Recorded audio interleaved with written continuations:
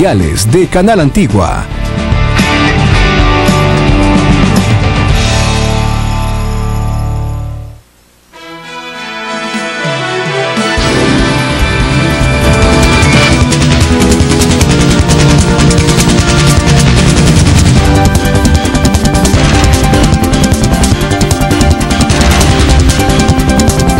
Buenas noches, bienvenido de nuevo a su programa Acción Positiva.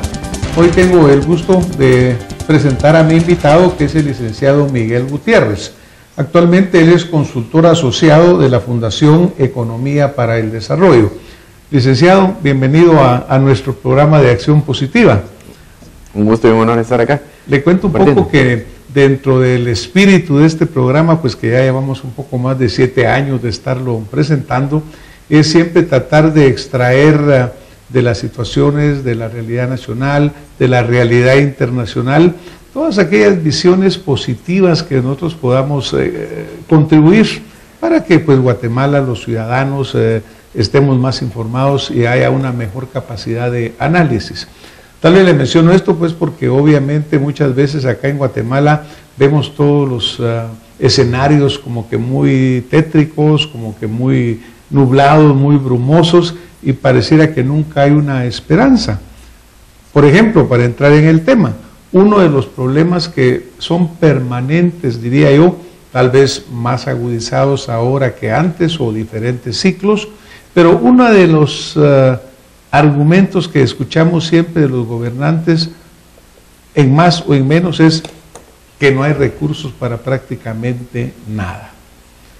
¿Es eso cierto, licenciado? ¿No hay recursos en Guatemala para trabajar? Bueno, yendo en esa línea, en esa visión de ir viendo lo positivo, y yendo un poquito más a lo general,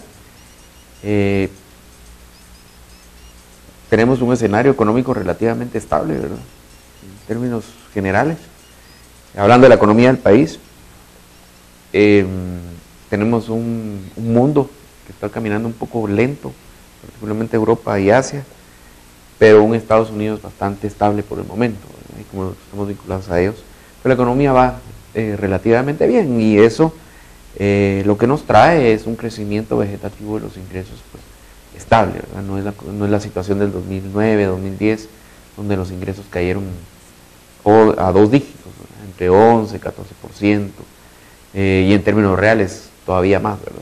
Entonces tenemos esta situación de estabilidad en ingresos tributarios, y bueno, los gobernantes pues siempre tienen planes relativamente ambiciosos que quieren financiar, y hay que reconocer que el Estado de Guatemala es un Estado relativamente pequeño y hay un margen de maniobra muy acotado.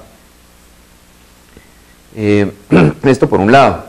Por el otro, y esto es un parteaguas que poco se ha señalado, el Estado de Guatemala funcionaba de acuerdo a las condiciones de presupuesto, ¿sí? Y esto lo aclaramos alguna vez, y lo que se hacía, diría yo, hace unos 6 años atrás, es que existía un fondo de caja del gobierno. O sea, el gobierno empezaba a ejecutar en enero con un fondo de caja de unos 4 o 5 mil millones. Y en lo que se empezaron a generar los ingresos, pues se iba ejecutando y se iban empalmando estos gastos posteriormente, que son cíclicos. El ingreso es cíclico, ¿verdad? Hay meses que suben más, particularmente en la segunda parte del año, y los gastos que tienen otro tipo de condiciones cíclicas, otro tipo de ciclo. Entonces, este fondo de caja se usaba para empalmar los ingresos y los gastos del Estado. Hace 6 años aproximadamente, el ministro de aquel entonces hizo uso de esa caja, y a partir de entonces el Estado de Guatemala no cuenta con esa caja. Entonces, se puede gastar lo mismo, pero existe esa sensación de crisis porque no se puede hacer un empalme entre gastos e ingresos. Y esta condición de no empalmar los gastos y los ingresos da esta sensación que se ha dado en los últimos 4 años, de crisis institucional a todo nivel en el Estado de Guatemala, porque ya no se ejecuta de acuerdo a su presupuesto, sino de acuerdo a la disponibilidad de efectivo. Y como el efectivo aumenta más o sea, los ingresos tributarios son mayores en la última parte del año, pasan constreñidos los ministerios y con una incertidumbre de ejecución porque realmente se decide en el Ministerio de Finanzas que se ejecuta en cada ministerio, casi diría yo al azar. Me recuerdo, licenciado, que cuando este fondo de caja se desencajó, por así decirlo, creo que fue en relación con alguna crisis en educación, que había que pagar algo, el ministro tomó, como usted dice, estos fondos para pagarlo y la caja se la comió, por así decirlo. Ahora, me recuerdo que al inicio de este gobierno también tuvimos días antes del inicio del nuevo gobierno al ministro de Finanzas en aquella oportunidad y él nos comentaba pues el problema que estaba teniendo con esta caja y cuánto caja iba a pasar. Pero desde ya el dato que nos daba era un dato insuficiente. ¿Cómo se puede volver a formar esa caja? Porque ahorita prácticamente, como usted dice, mire, resulta que Salud Pública tiene asignada una X cantidad, pero Finanzas no le traslada los fondos necesarios. Y así como lo pide Salud Pública, lo pide Educación, lo pide Gobernación, lo piden todas y cada una de las instituciones. Pues en este momento el organismo judicial prácticamente no ha recibido su asignación presupuestaria, se menciona de huelgas constantes. ¿Cómo volver a formar esa caja que en sí es como un colchón, digamos, para poder manejar el presupuesto ya no en base a disponibilidad, sino que en base a cómo está presupuestado? Sí, la caja fue gastada, por así decirlo, en el tiempo de Fuentes Knight, y si no estoy mal, del CID Pinillos sí logró formar una caja a través de unos pagarés y unos documentos, si no estoy mal. Entonces, él hizo una caja que era una solución temporal, pero era el espacio que tenía en ese entonces el ministro, que fue una medida, yo diría, inteligente del CID Pinillos, de formar una caja para no generar crisis, al menos en el último año de gestión del gobierno de UNE, y pasó bastante bien. Lo que correspondería, en todo caso, es darle una solución estructural, y la solución estructural, bueno, ahorita hablemos del próximo gobierno, porque prácticamente ya pasó y vivió en crisis, sería disciplina fiscal. Es una solución relativamente fácil el primer año porque los ministerios están aprendiendo a ejecutar y generalmente subejecutan mucho el primer año. Entonces puede haber un ahorro para tener caja el próximo año. O se puede hacer una solución híbrida, una solución temporal para que se pueda ejecutar de acuerdo al presupuesto, emitiendo algún tipo de documento o pagaré de corto plazo, un año, y ahorrar esos 4.000 millones durante el año. Me recuerdo que el ministro del CID Pinillos, exactamente en la recomendación, él hablaba de la necesidad de esta disciplina fiscal. Al señalar esto, pues obviamente usted lo repite de nuevo, que es algo que es importante volver a tener para ir formando este fondo. Mantener una disciplina fiscal es fundamental. Pero como vemos en este momento, él también hablaba, por ejemplo, que era importante aprobar el presupuesto, ¿verdad? Porque muchas veces el presupuesto no se aprueba. Ha pasado en otros años que sigue vigente el presupuesto anterior y entonces empieza todo o se incrementa este desencaje. ¿Usted cree entonces que sí es factible volver a tener por lo menos este colchón para manejar más técnicamente el presupuesto? Más que factible, indispensable y además necesario.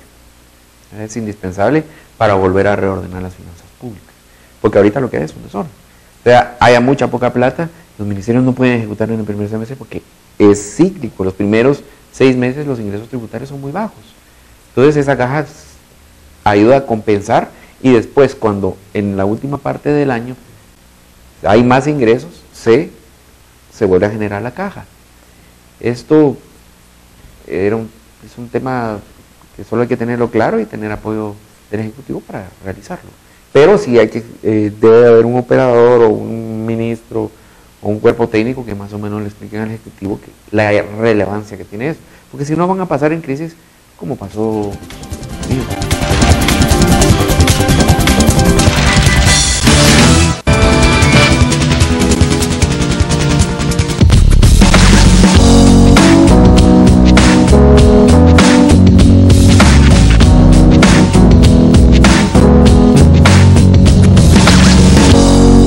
Santa Lucía, en tu mesa todo el día.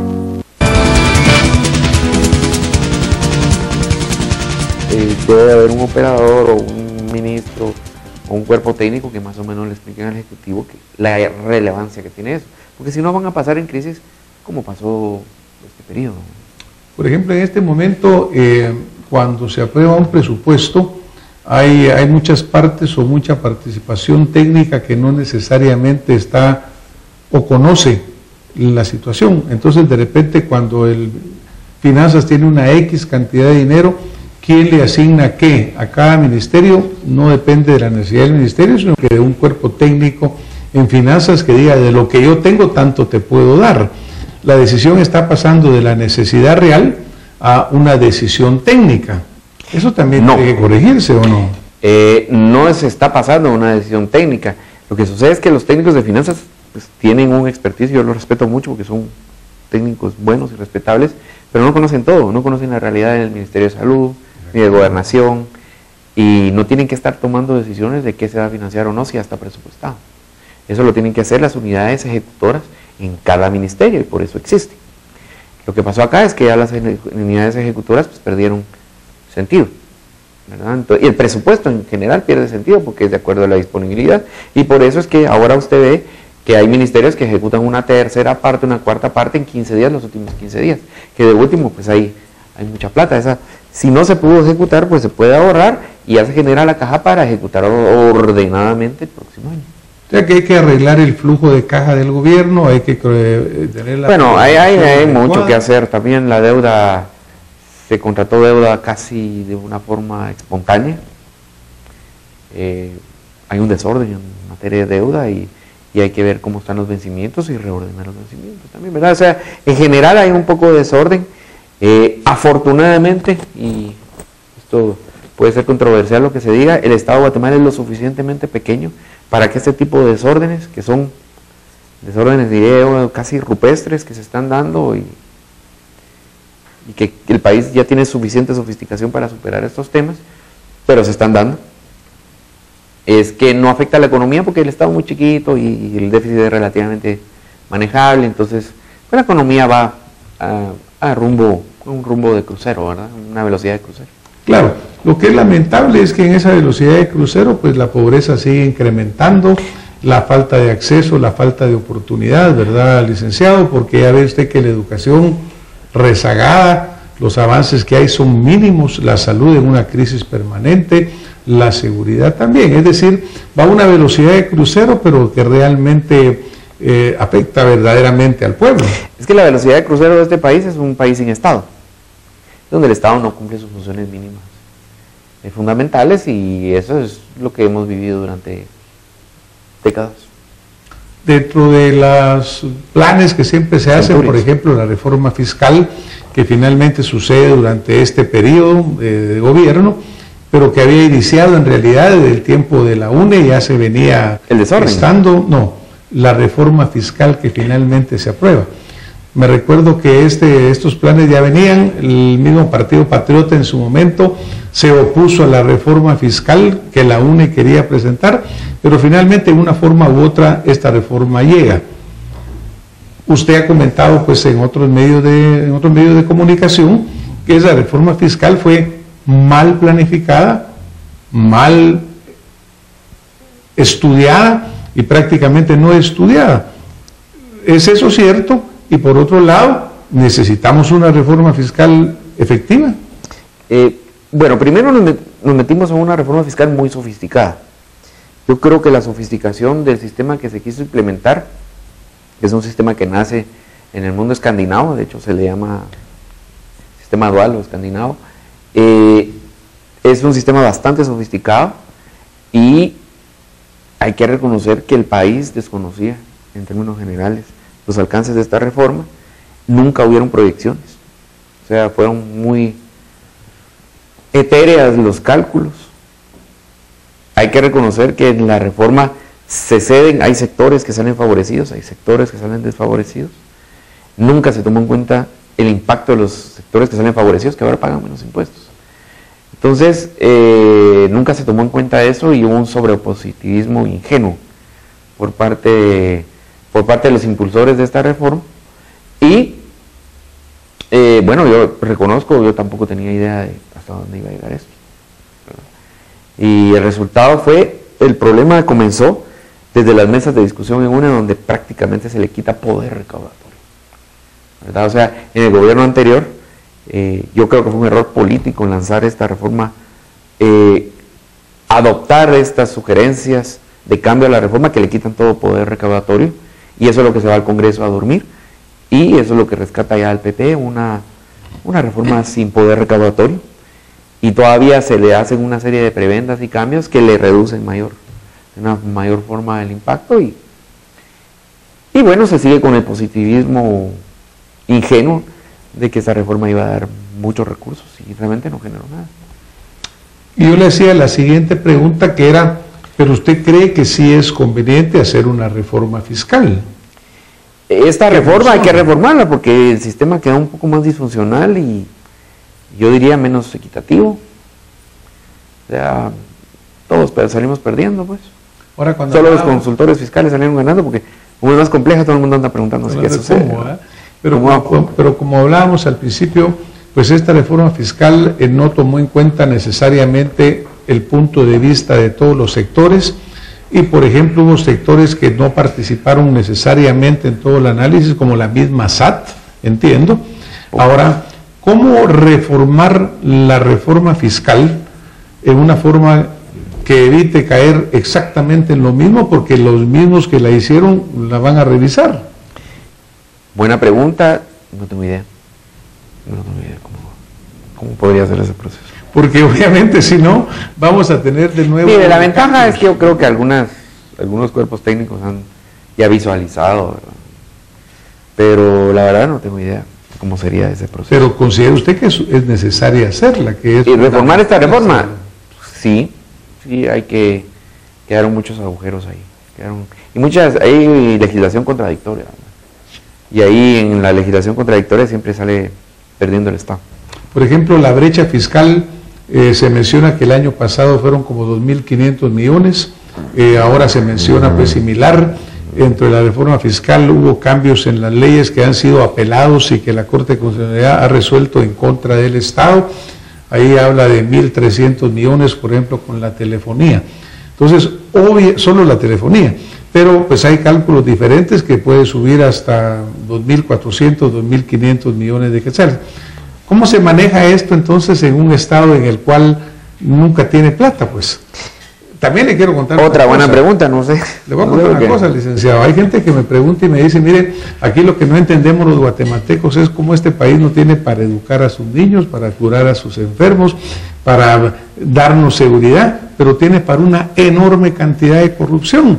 A cada rato salen pues presuntos señalamientos de enriquecimiento ilícito, gastos y viajes innecesarios. Entonces, ¿cómo está esa incongruencia, verdad? Por un lado, no alcanza la plata, el gobierno lo repite como una letanía permanente, pero vemos cómo se gasta a chorros en cosas que son superfluas. Pero eso era como que una lamentación que oímos constantemente del pueblo. Pero la pregunta que yo le hacía específicamente, lo de la brecha fiscal, ¿cómo? Bueno, la brecha fiscal es tan grande como la quieren hacer. Lo que hay que hacer es contar con un presupuesto razonable. No hay opción. O emitir deuda, que yo considero inapropiado. Inapropiado para el país, ¿verdad? Porque en la medida que se genera deuda, ese financiamiento se le quita también a proyectos de generación y de producción, ¿verdad? Entonces, siempre hay lo que se llama un crowding out, un efecto de desplazamiento, donde el Estado le quita financiamiento al ciudadano y al sector que está produciendo, ¿verdad? Generalmente no es aconsejable generar deuda, no es momento para generar deuda, es momento para estar en condiciones de ordenamiento, y lo que hay que hacer es reordenar el presupuesto, ver cómo se sanea, pero yo creo que ahorita ya es muy tarde, se entró en una dinámica de improvisación. No se ve ningún tipo de solución, ni siquiera en el corto plazo, que haga algún tipo de sentido en un andamiaje de ir solventando el problema. Entonces quedará recortar o emitir deuda. ¿Qué es lo que está pasando?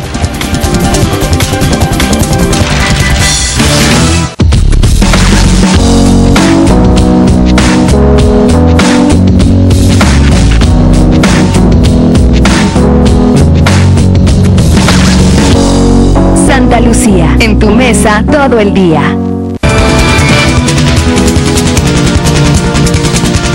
Yo creo que ahorita es muy tarde, entró en una dinámica de improvisación. No se ve ningún tipo de solución, ni siquiera en el corto plazo, que haga algún tipo de sentido en un andamiaje de ir solventando el problema. Entonces quedará recortar o emitir deuda, que es lo que está pasando. Ahora, como usted lo plantea así, pues suena como que un poco desesperanza para encontrar una solución, licenciado. ¿Para quién? Pues para salir de esto, ¿no? Para salir de esta En el corto plazo no hay, es que no hay ningún planteamiento. ¿Y en el largo o mediano plazo cuáles serían las medidas que, por ejemplo, usted recomendaría? Pues ahorrar en el primer año, ahorrar la caja, ¿verdad? Y también hacer una evaluación de deuda, porque da una impresión en el cuerpo de economistas del país de que cierto desorden en la contratación de deuda, en los vencimientos, en los plazos, las tasas de interés, que todo se hizo muy improvisado. Entonces no tenemos las mejores tasas de mercado. Nosotros estamos pagando en dólares 6-7%, y en todo el mundo la tasa no llega a 1. Entonces, si se hiciera una planificación concienzuda, se puede bajar esa tasa, y eso le genera también un flujo de caja más positivo al Estado de Guatemala en general. Y además también hay que ver los plazos.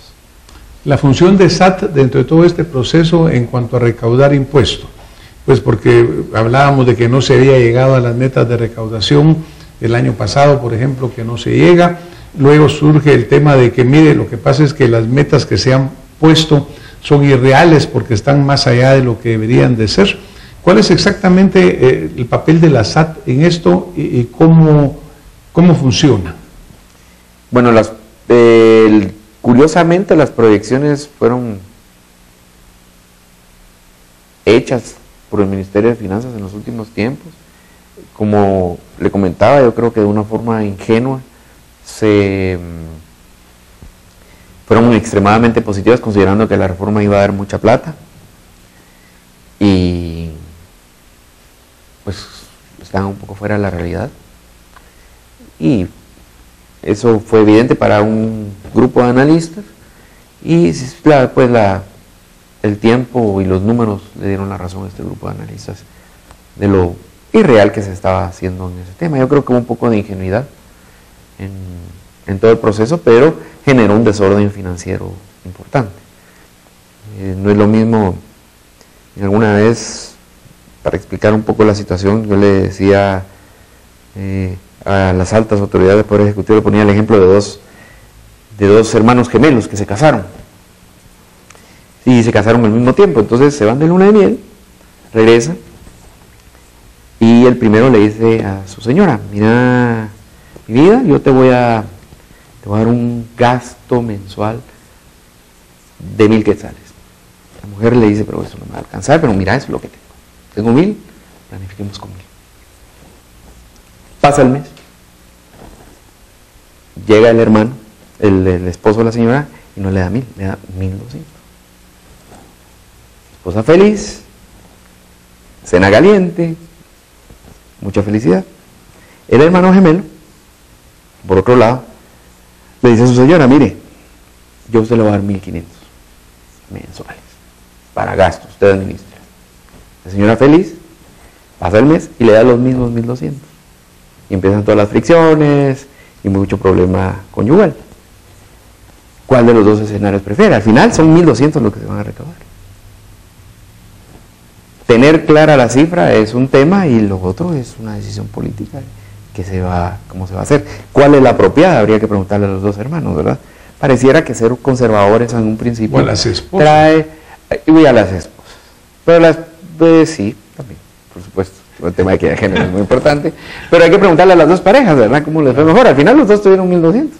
Pues mire, si es mejor castigar las expectativas al principio y premiarlas al final. Y yo creo que en términos políticos también es más inteligente, y que al generar una sobreexpectativa, y ahí viene un ajuste y condiciones críticas que también generan desorden y calidad en el gasto público. O sea, manejar las finanzas públicas tiene un impacto muy importante en la calidad del gasto. Bueno, yo creo que obviamente nosotros entendemos muy bien lo que nos está contando aquí el licenciado, pero pareciera que en el gobierno hay una tapia ahí, un muro de aquellos impenetrables que nunca lo entienden. Porque en realidad yo creo que el gobierno siempre está gastando mucho más de lo que verdaderamente tiene disponibilidad para hacer. Yo entiendo, licenciado, que en los números se pueden proyectar. Usted puede decir, yo voy a recibir tanto, pero cuando hace su análisis sabe que eso no va a entrar. Y sin embargo, los gobiernos contratan y hacen ese gasto mayor de lo que es el ingreso. Pareciera que eso nunca va a parar. Entonces, siempre estamos contratando deuda, por ejemplo. La deuda hemos visto que ha ido hacia arriba en los últimos gobiernos. Ha sido como que un rocket que va solo para arriba, nunca para abajo. Como si fuera una deuda con mala estructura, porque estamos pagando intereses altos probablemente cuando hay intereses mucho más accesibles. En fin, sí suena como que una situación bien difícil de poder realizar. Ahora, ¿usted cree, ya estamos llegando un poco al final de esto, pero digamos, SAT, ¿cómo ha estado o cuál ha sido su papel o cuál debe ser su papel dentro de esta situación? Porque sabiendo que va a ser muy difícil que el contrabando en las aduanas, en fin, tanta cosa que se habla, ¿es cierto todo eso que sucede? Por ejemplo, como se contaba la pregunta, porque es muy general. Cuando la SAT dice, mire, hay una enorme cantidad de contrabando que ingresa por las aduanas, principalmente las aduanas son El Salvador, Puerto de San José, en fin, por donde accese. Y se ha hablado tanto de ver cómo esto se logra superar, pero pareciera que no se logra llegar a una solución. Sí, bueno, aquí hay dos temas. Uno, lo que es la subvaloración que se da en aduanas, y otra es la defraudación y contrabando que se da en los puntos ciegos. La percepción que yo tengo es que Guatemala tiene un problema de fronteras porosas, o sea, cualquiera puede entrar por cualquier lado, de cualquier forma, es muy fácil. Hay muchos pasos ciegos, de hecho cientos de pasos ciegos, y hay prácticamente libre entrada y salida. Puede descargar un contenedor en El Salvador y Honduras y entrar tranquilamente, casi tranquilamente, a Guatemala. Esa es una defraudación. Es una defraudación completa cuando no se documenta la mercancía que entra al país. Yo tengo la percepción de que ese problema es muy grande y eso es una decisión de país, quitarle porosidad a nuestras fronteras. Por supuesto, la administración tributaria tiene que ser ordenada y transparente, eso es muy importante también, ¿verdad? Y pues algún sentido los creadores de la SAT le dieron al tema de la autonomía de la institución, que vale la pena que se respete. Que la autonomía se ha violado, la autonomía no se ha respetado como debe ser, y esto pues afecta a la institucionalidad. Probablemente. Porque si no tenemos una institución que verdaderamente pueda trabajar objetivamente, que verdaderamente pueda cumplir su misión, y que yo creo que ahorita los temas de recaudación tienen que ser ya un tema de Estado. Las condiciones en las actuales en las que se encuentra el país ya es una toma de decisión de todos. Pero desafortunadamente, pues el Estado, obviamente el Estado, el gobierno, el Ejecutivo, etcétera. Sin embargo, lo malo, ¿verdad, licenciado?, es de que nosotros seguimos viviendo situaciones que, como le cuento, cada día vamos para peor. En vez de mejorar la pobreza, informaciones recientes que han tenido organismos internacionales, dice que Guatemala, en vez de bajar la pobreza, ha aumentado la pobreza. Lo que sucedió es que, derivado de esta situación de que se gastaron la caja hace 6 años, y la calidad del gasto público no era muy buena, pero ahora obviamente es mucho peor, porque prácticamente le quitaron toda posibilidad de planificación a todos los ministerios en términos presupuestarios. Entonces la calidad del gasto público sin duda se deshizo, ¿verdad? Hay 2 tiempos en el país, hay que recuperar la caja. Eso es un paso para empezar a ordenar lo que es el gasto público y tratar de transparentarlo un poco más, ¿verdad? Muchas gracias. Bueno, pues desafortunadamente ustedes saben que el tiempo se va muy rápido, sobre todo pues cuando tenemos un invitado que nos comparte tanta información tan interesante.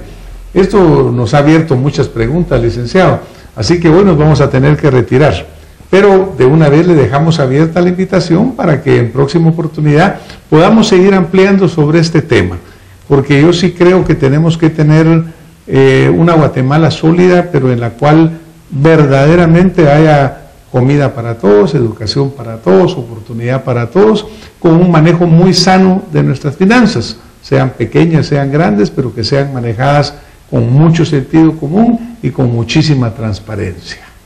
Sería un país muy lindo. Muchas gracias, licenciado. Gracias por habernos acompañado esta noche y nos vemos la próxima semana con más Acción Positiva.